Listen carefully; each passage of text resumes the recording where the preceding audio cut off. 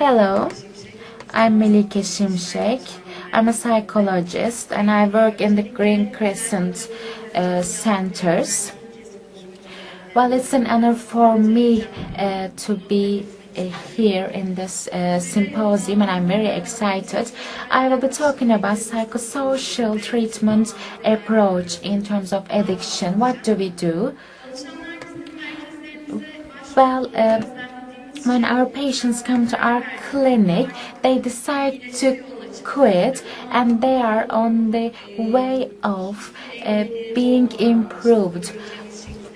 But as you can see, they think that this way is without any limits or problems. But our duty is that actually experiencing all of the challenges together and to support our patients, because this is not a smooth path for us. We should always inform our patients. Well, what is improvement? What is being treated? Well, we have actually two different approaches: disease model and moral modeling. Well, disease model sees addiction as a disease, and the moral one sees the addiction as a moral problem. And in terms of the first model, they see that the tolerance and the craving is about the is not related to the control of that patient. But in terms of moral model, it says that it's about the characteristic of that patient. And in terms of the moral model, actually it can only be improved by actually punishing the patient. There are some common thoughts on that, because they think that the full sobriety is about being treated. And EMCDDA actually defines being improved by full sobriety, but it's not just a preferential one. And naltrexone, buprenorphine, and methadone can be used, and the patient should always avoid alcohol. And White says that the sobriety is not enough. If the sobriety is sustained and sustainable, then the improvements will be seen.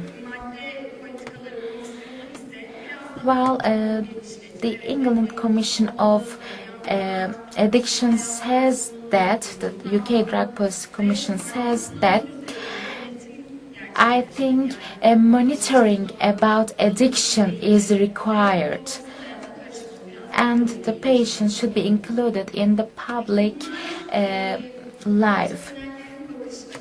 These are the definitions of the professionals. So what about our patient? How it's defined by them? Well, the recovery process is, for example, if the patients are on remission by 18 or 36 months, they define the recovery as a process. But after 3 years, for example, if they are on the remission, then it's all about constituting and forming a new way of life. So, how does recovery affect it? The patient needs to be ready for change.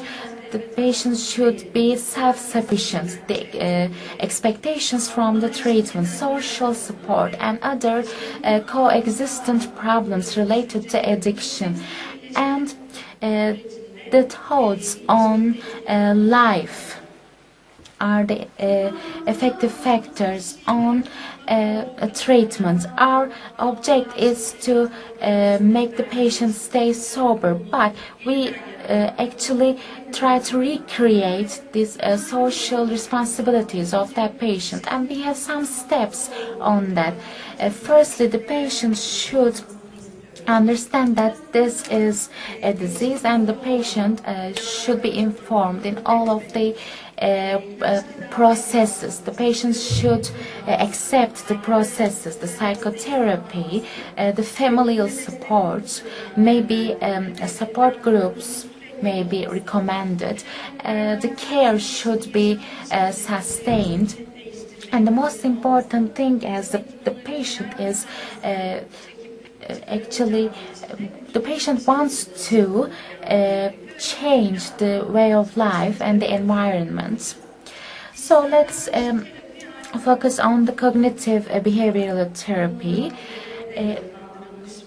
It's actually a good structured treatment for the additional disorders, and it has some specific and precise rules. And it's developed for the alcohol, cannabinoids, opioids, and stimulating substances. And it can be effective in terms of shopping addiction or technology addiction. And what are we trying to do? We are trying to raise an awareness for the patient to understand their problems, and they should develop their own coping mechanisms, and change their perspectives on the substance use. And the craving process may be monitored by them. This is our aim.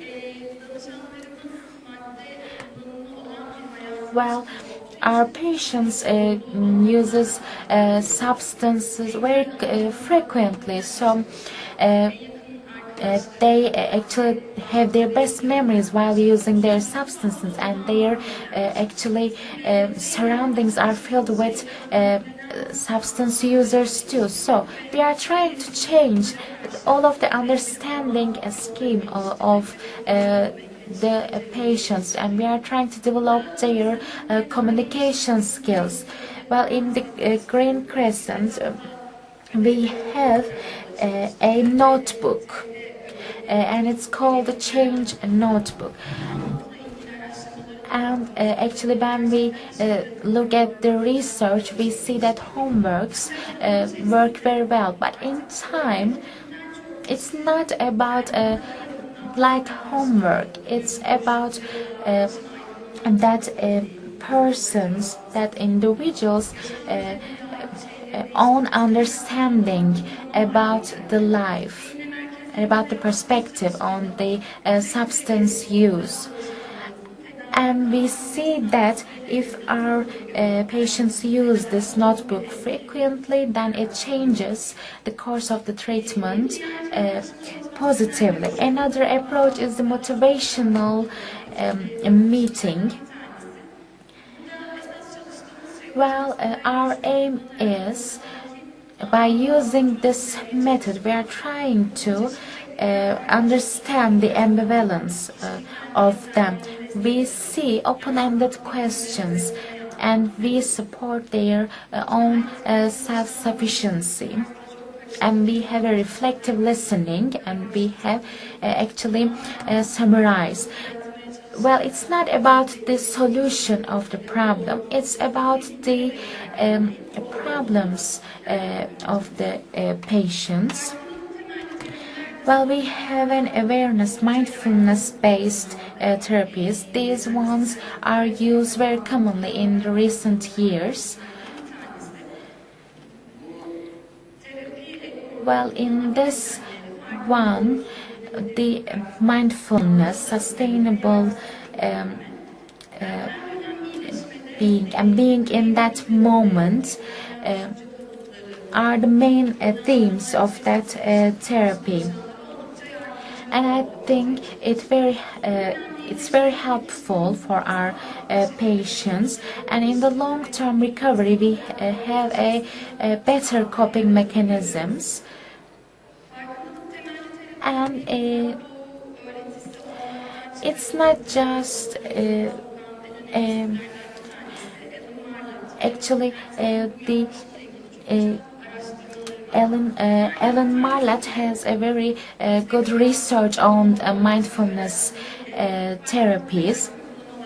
It's used in university students, maybe breathing exercises, muscle relaxation exercises, being in that moment, staying in that moment. These are the procedures. And after 3 weeks, when the alcohol users and the other group are compared, it shows that the mindfulness group actually has more effective results, and after 6 weeks there is a decrease by 50%. We have group therapy. In group therapies we are not focusing on one individual. We have a common therapeutic aim, and then we are focusing on problems, and after that therapy maybe the observations of one's own is more healthy, and then see it's reflective on the other, and actually the individual sees their own behaviors on others. It's like a mirror. Well, in group therapies, in our centers of alcohol and drug addiction treatment, we have some support groups, and our aim is to inform that individual about alcohol, substance and addiction. We need to increase the changing motivation. We need to inform them about preventing from contagious diseases. Well, in addition to the psychological support, we actually need social support too. We have a very famous research. Well, this is a Bruce Alexander research. It's about, actually it's defined as a rat park. Actually, rat is placed in a cage.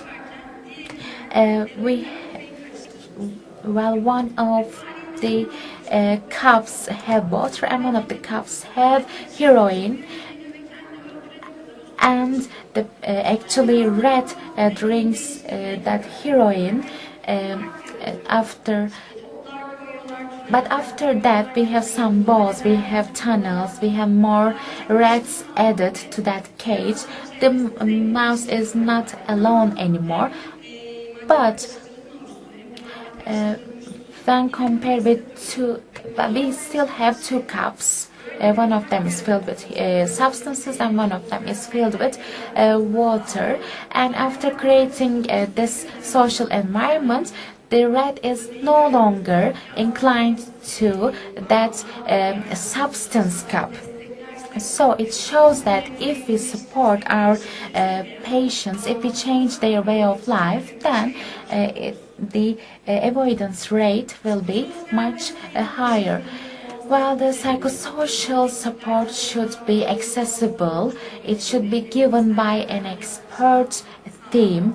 It needs to have a scientific approach, and it needs to be specialized in terms of individual, because the severity of the addiction is also important.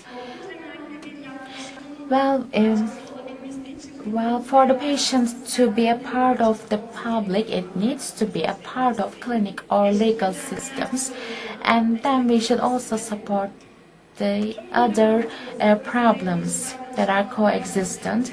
Well, we have centers.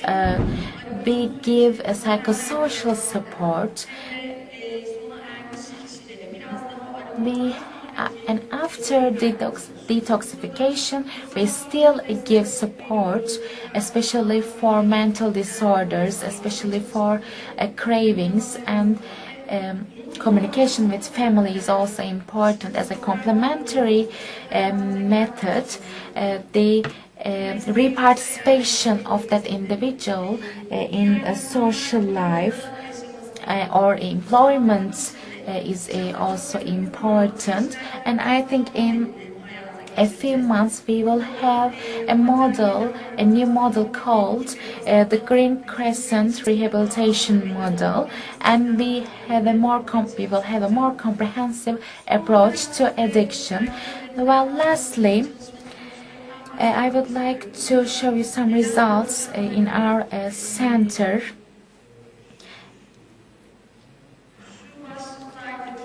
And these are the recovery course of the patient. The fastest recovery is on the usage frequency and usage quantity.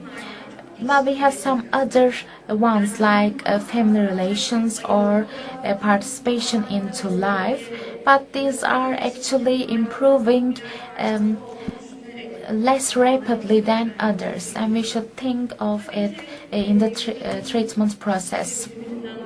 But we cannot actually divide them because the addiction is a psychosocial disease. We should have a comprehensive and holistic review in the treatment process.